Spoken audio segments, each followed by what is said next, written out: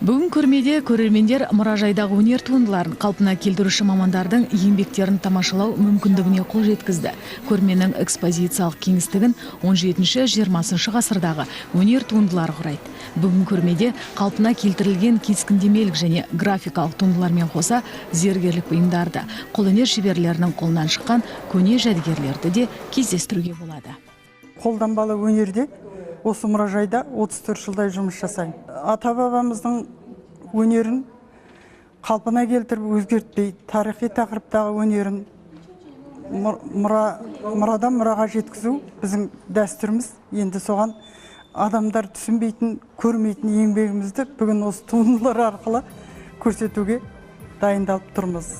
Мына бір туынды 1918 жылы халық шебері Дарханованың қолынан шыққан түскиіз. Мұражайға әбден тозып, жыртылған күйінде түскен. Тоқыма бұйымдарды қалпына келтіруші шебер Лиза Қалимова жоғалып кеткен кестенің орны мен орталық бөлігін жөндеп, үзілген арқауын бекітіп, туындыны қайта қалпына келтіріп шығады.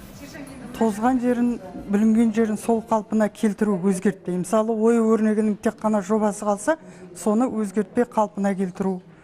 Бұрынғы қалпын сақтап қалу, әрі қарай ауыртпай жеткізу кейінгі ұрпаққа.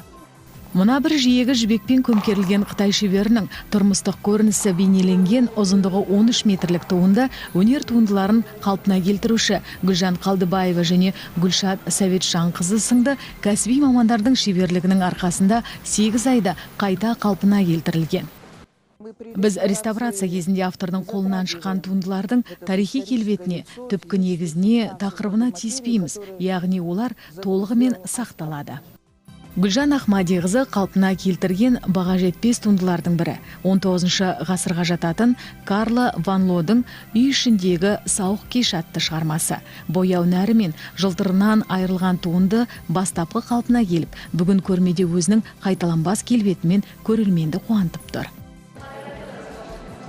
Мына бір 1948 жылы салынған Әбілхан Қастеевтің Қызыл армияның ұйымдастырылуы атты туындысы мұнда әбден тозған күйінде жеткен.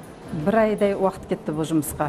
Өйткені өздеріңіз көріп отырсаңыздар, жан-жағы жыртылған, көп жерлері жоқ мысалға. Солардың бәрін біз Россиядан алған жаңағы методикамыз бойынша құйып қағазды өзіміз жасап, құйып арқылы толтырдық жұлынған жерлерді. 1948 жылдан бері жыртылып сарғайғаннан бейнесі көмескілене бастаған шығарманы арнайы ерітінділермен тазартып, шеберлер өшкен жерлерінде өмірге қайта келген.